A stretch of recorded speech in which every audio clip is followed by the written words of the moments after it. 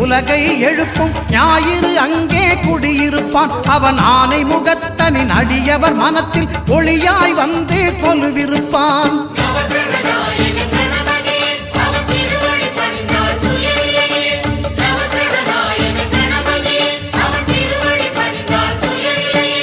ஒன்பது கோளும் ஒன்றாய் காண அங்கு கற்பகம் என்னும் கடவுளின் மெய்யில்